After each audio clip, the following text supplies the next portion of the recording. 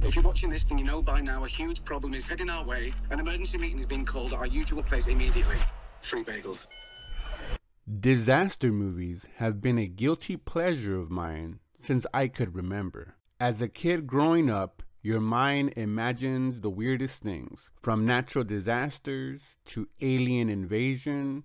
Hollywood has been able to take those ideas and present it to us in different flares. From Twister to Core to Independence Day, these films are a staple of Hollywood movies. So when a founding father of the genre, Ronald Emmerich, released a new Doomsday movie to add to his collection, I was all in. Emmerich has a unique flair to his take on world-ending events that it's become a bit of a joke to some. He really likes to destroy the White House, apparently. I have always enjoyed his films, and in my opinion, was one of the directors that gave us the modern blockbuster movie, with his first mega hit, Independence Day. So when his new movie, Moonfall, hit the theaters, I bought my ticket and prepared for that patented Ronald Emmerich epic disaster, so I buckled in. And let me tell you, I was disappointed.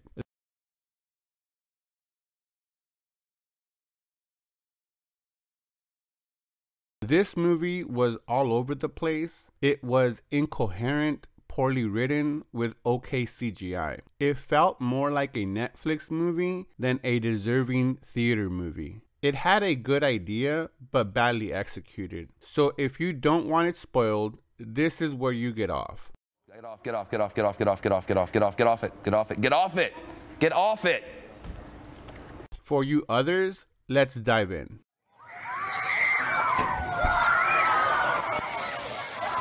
In the beginning, we are introduced to Brian Harper, played by Patrick Wilson, Jocinda, played by Halle Berry, and a forgettable third astronaut, played by who cares? I'm here to tell you right now, we don't care. Let me tell you. We don't care. His sole purpose is to give our protagonist a road to redeem himself in the third act. But I'm getting ahead of myself. Strong focus on what I want. So our three astronauts are out in space when they come into contact with what I can best describe as a symbiote transformer thing that kills our forgettable astronaut and lands on the moon.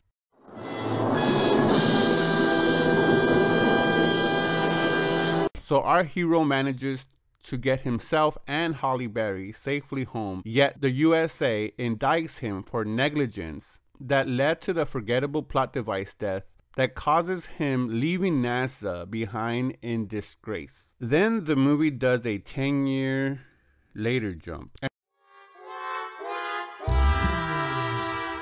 and shows us how far Harper has fallen. A deadbeat dad that can't pay his bills, a shell of himself. Then we get introduced to K.C. Houseman, played by Samuel Tarly, a conspiracy nut that believes the moon is not a moon, but an alien creation.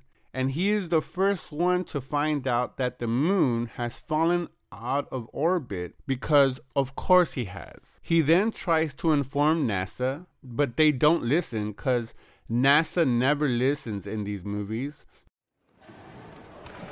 Okay. So Samuel Tarly goes and looks for Aquaman's brother to just get brushed off and not taken seriously until NASA finally finds out the truth, that the moon is on a collision course with Earth and we only have 3 weeks before impact. Then a bunch of bad CGI and bad planning later, and our world government's great idea is to nuke the moon. But Halle Berry finds out that NASA has been hiding the truth, that the moon has been taken over by a technologically advanced alien, and Brian Harper's contact 10 years earlier with Transformer Venom was true and he is justified. So after that, the world governments decide to hide in bunkers. But our heroes, Storm, Aquaman's brother, and Samuel Tarly, are Earth's final hope. So Storm comes up with a plan to destroy this alien that will then set the moon back in its proper orbit. not a great plan.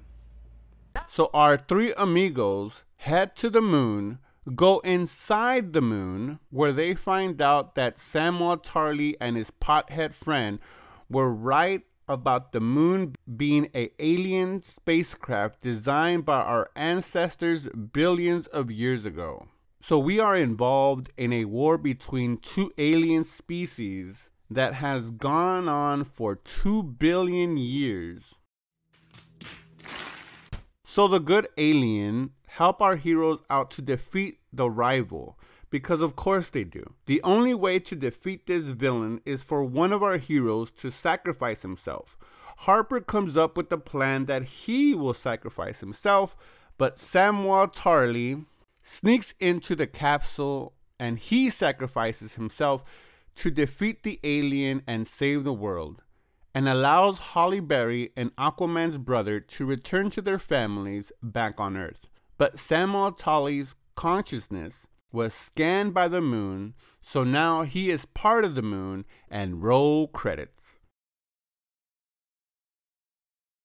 This movie had potential but failed in every turn. It has its bright spots, but like I said in the beginning, it's incoherent with a poorly written script. This movie belongs in a streaming service and not on the big screen. The acting was good by the main three, but the supporting cast was awful. Like daytime television bad. And for a movie with a $145 million budget, this movie should have had reshots in places and at least a few rewrites. The character development was basically non-existent, and the premise was poorly executed. Halle Berry's character is so poorly developed that you end up thinking, why is she leading anything? Her motivation seems to shift so much that the mission would be doomed. She even calls off the mission until Samuel Tarly tells her that the plan can happen because of the gravitational pull. Ronald Emmerich uses all of his tropes, but still manages to come up short. This has a 2012 movie, but worse. I really wanted to like this movie. The plot and the concept were so good, but badly adapted. Recently, Emmerich came out and said that Marvel and Star Wars movies are ruining the theater and movie experience. But honestly, this movie did him no favors. At least make a good movie, then criticize. Then you have a valid argument. But take this from someone that loves his film. This is the worst disaster movie he has ever made. Go into this movie knowing it makes no sense and enjoy the visual and Samuel Tarly's performance. For me, this movie gets a D+ rating. But those are just my thoughts. I would love to hear your thoughts down in the comments. That's a wrap.